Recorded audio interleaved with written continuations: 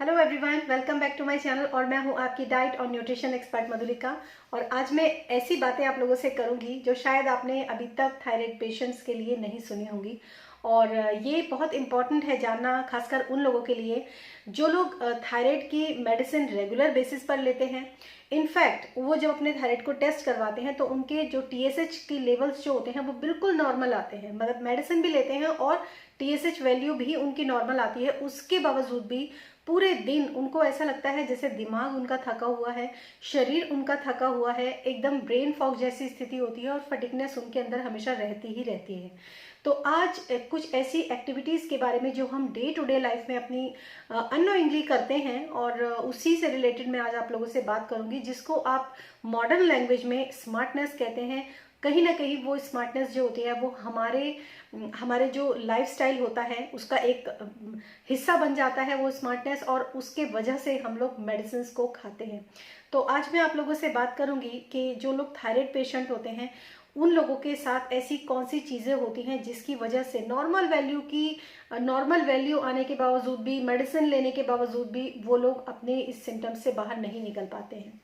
तो सबसे पहली जो मैं आप लोगों के साथ बात शेयर करूंगी वो है आप लोगों की मल्टीटास्किंग होना।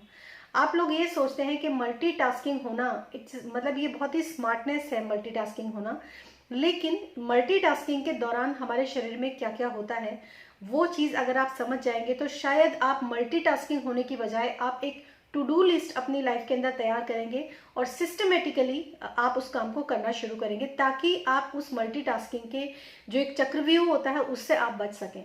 टू डू लिस्ट इसलिए ज़रूरी होती है क्योंकि ऐसी बहुत सारी महिलाएं हैं, ऐसे बहुत सारे लोग हैं जो कि जिनको काम करना ही करना है। तो अगर उनको वो काम करना है तो वो लोग काम कैसे करते हैं, एक काम किया वो पूरा नहीं हुआ, दूसरे काम पर उन्होंने स्विच कर दिया, दूसरा भी पूरा नहीं हुआ, फिर तीसरा किया।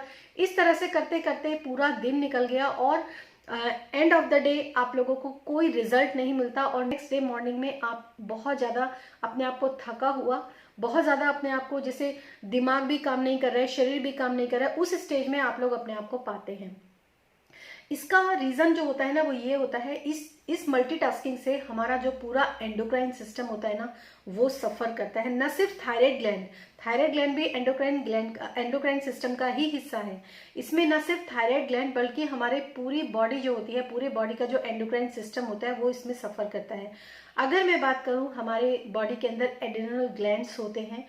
वो एड्रेनल ग्लैंड्स जो होते हैं ना एक हार्मोन सिक्रीज करते हैं और उसको बोलते हैं कॉर्टिसोल हार्मोन। ये स्ट्रेस हार्मोन होता है। जब तक हमारी बॉडी स्ट्रेस को बियर कर सकती है, हम अगर सीधे शब्दों में कहें, या फिर हमारे जो कॉर्टिसोल हार्मोन है वो जब तक हमारी स्ट्रेस के ऊपर इजीली वर्क कर सकता है तब तक तो हमें कोई प्रॉब्लम नहीं होती। लेकिन उसके बाद जैसे ही हम मल्टीटास्किंग करते हैं, ओवर थिंकिंग बहुत बड़ा रीज़न है ओवर थिंकिंग।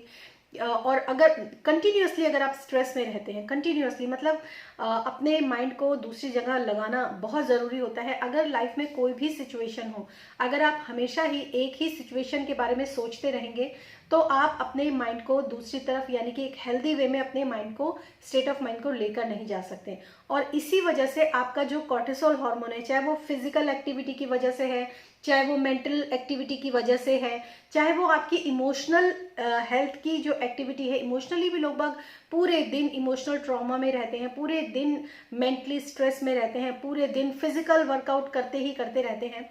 तो उन लोगों के लिए, खासकर फिजिकल वर्कआउट की मैं अगर बात करूं, अक्सर हमारे समाज की ना ये बहुत बड़ी मिथ है। और ये चीज़ मैंने भी फेस की है अपनी लाइफ में कि जब इंसान बहुत ज़्यादा मोटा हो जाता है ना, खासकर लेडीज़ जब बहुत ज़्यादा मोटी हो जाती हैं तो उनके मोटे होने का रीज़न जो होता है ना वो कभी भी ये नहीं होता कि वो बहुत ज़्यादा खा रही हैं इसलिए वो बहुत ज़्यादा मोटी है।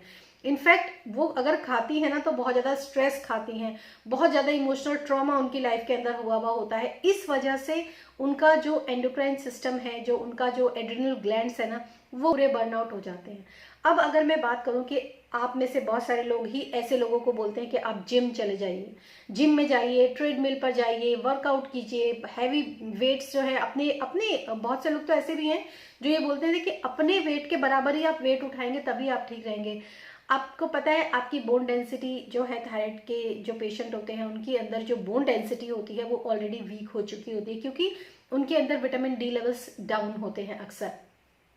ऐसे ही सूरत में अगर आप अपने वजन के बराबर ही वजन उठाएंगे तो आप अपनी बॉडी को इतने बड़े एक स्ट्रोक, जिसको मैं बोल सकती हूँ, उसमें डालेंगे। और यही रीजन होता है एड्रिनल बर्नआउट का। आपके एड्रिनल ग्लैंड्स जो होते हैं वो बर्न आउट हो जाते हैं, क्योंकि वो इतना स्ट्रेस झेल ही नहीं पाते। जो उनके अंदर जो कॉर्टिसोल हार्मोन होता है वो रेगुलर रिलीज होता ही रहता है, होता ही रहता है।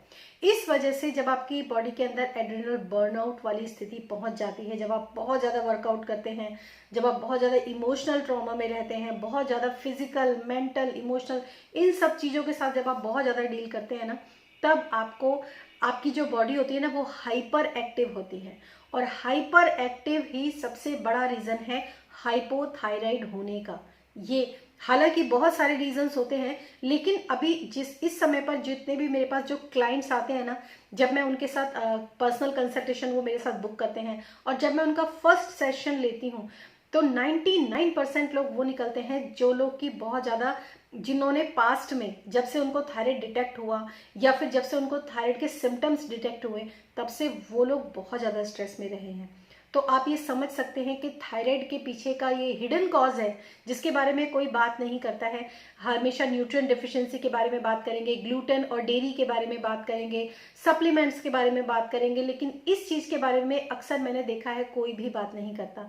और ये बहुत बड़ा रीज़न है आज की डेट में। अगर आपको थायराइड की समस्या है, या फिर अगर मैं कहूँ आपको डिप्रेशन है, आपको फटीकनेस रहती है, पूरे दिन आप काम नहीं कर पाते, और इनफैक्ट अगर मैं बात करूं आपके अंदर की जो ये फटीकनेस है, जो आप ये ओवर एक्टिव होकर, ओवर स्मार्ट होकर अगर आप काम करते हैं, स्ट्रेस में पूरे दिन एक लेडी रहती है और उस स्ट्रेस के बावजूद भी वो ये कोशिश करती है कि एंड ऑफ द डे उसका सारे टास्क जो है वो कंप्लीट हो जाए, लेकिन फिर भी समटाइम्स ऐसा होता है और समटाइम्स नहीं होता।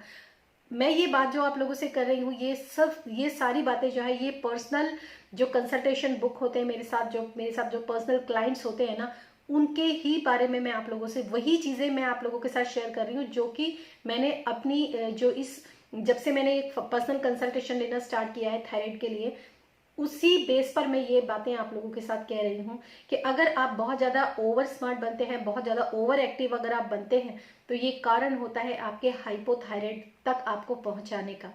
आपके वेट गेन का ये बहुत बड़ा कारण होता है, आपके हेयर लॉस का ये बहुत बड़ा कारण होता है, आपकी जो भी ब्यूटी जो होती है ना, जब आपकी ब्यूटी पूरी खत्म होने लगती है, उसका ये बहुत बड़ा कारण होता है। तो इस चीज़ को आप लोग समझिए। और मैं ये जानती हूँ, फिर भी मैं यही कहूँगी कि मैं जानती हूँ कि आप में से बहुत सारे लोग ये सोचते होंगे कि ये काम तो हमें पूरे दिन भर में करने ही करने हैं, बिल्कुल करने हैं, लेकिन अगर आप उसकी एक सिस्टमेटिकली अगर आप उसकी एक टू डू लिस्ट बनाते हैं एक दिन पहले, ट्रस्ट मी, ये चीज़ इतने इफेक्टिवली काम करते हैं। ऐसे बहुत सारे मोटिवेशनल वीडियोस मैंने देखे हैं जिसमें कि लोग कहते हैं कि अगर आप एक दिन पहले अपने काम की टू डू लिस्ट बना लेते हैं और प्रायोरिटी देते हैं उन काम को जो कि ज़रूरी हैं, जो इतने ज़रूरी नहीं है उनको बाद में रखते हैं, जो ज़रूरी काम है उनको आप पहले रख के उन काम को फिनिश करते हैं, तो आप अपने दिन को सेटिस्फाइडली अपने पूरे दिन के जो टास्क हैं उनको कंप्लीट कर पाते हैं। तो गाइज, मुझे ऐसा लगा कि मुझे ये इन्फॉर्मेशन आप लोगों के साथ ज़रूर शेयर करनी चाहिए। ये सारी पर्सनल चीज़ें हैं, ये सारी पर्सनल बातें हैं जो कि मैं डे टू डे जो मेरे पास क्लाइंट्स आते हैं उनके साथ जब मैं डील करती हूँ, जब उनसे बातें करती हूँ, तो मैं इस चीज़ को समझ पाती हूँ कि ये किस हद तक ये प्रॉब्लम जो है ये सर उठा रही है। तो आई होप अगर आपको इस वीडियो से हेल्प मिली हो या फिर आपको ये चीज़ें समझ में आई हो कि आप कहाँ पर मिस्टेक कर रहे हैं, कौन सी एक्टिविटीज़ हैं जो आपको नहीं करनी चाहिए। इनफैक्ट जो भी लोग मोटे हैं, जो लोग ओबेसिटी का, जिनका बहुत ज़्यादा वेट गेन हो चुका है, मेरे पास 100+ भी क्लाइंट्स हैं जिनका वेट बहुत डाउन हो चुका है, मैं कभी उनको क्रैश डाइट नहीं देती हूँ, कभी मैं ये टास्क नहीं बनाती हूँ कि आपका मैं 1 महीने में इतने किलो वजन कम कर दूंगी। मैं ऐसा कुछ भी नहीं करूंगी। मैं सिर्फ आपको आपके जो थायराइड के सिम्टम्स होते हैं सिर्फ उसके ऊपर काम करती हूँ। वेट लॉस होना उसका एक अपना साइड इफेक्ट होता है कि वेट लॉस अपने आप हो जाता है। और दूसरी चीज़, ना ही मैं कभी उनको जो डाइट होती है उसके अंदर मैं ऐसी क्रैश डाइट उन लोगों को देती हूँ जो कि वो बिल्कुल नापसंदगी से अपनी डाइट को कंज्यूम करें। इसमें टाइम लगता है क्योंकि खाना वही खाना है जो हमें ज़िंदगी भर खाना है। ऐसी डाइट्स करने से गाइस कोई फ़ायदा नहीं है जिस डाइट को आप पूरी ज़िंदगी फॉलो नहीं कर सकते हैं। ठीक है, तो खाना, घर का खाना, रोटी सब्जी दाल चावल सूप और स्मूदीज़ और ऐसी बहुत सारी इंटरेस्टिंग रेसिपीज़ होती हैं जो कि मैं अपने क्लाइंट्स को देती हूँ और वो बहुत ही खुशी से उन रेसिपीज़ को खाते हैं। न सिर्फ उनके सिम्टम्स रिवर्स होते हैं बल्कि उनका वेट लॉस भी होता है विदाउट एनी एक्सरसाइज। ठीक है, तो ये चीज़ आप याद रखिए। और अगर आप मेरे साथ पर्सनल कंसल्टेशन बुक करना चाहते हैं तो बिल्कुल व्हाट्सएप नंबर मेरा इसके डिस्क्रिप्शन बॉक्स में है। आप मुझसे व्हाट्सएप नंबर पे मेरे साथ अपने लिए पर्सनल कंसल्टेशन बुक करवा सकते हैं और अपने थायराइड के सिम्टम्स को रिवर्स कर सकते हैं, इनफैक्ट वेट लॉस भी कर सकते हैं। Thank you so much and thanks for watching this video. Till then stay happy, stay blessed, bye bye.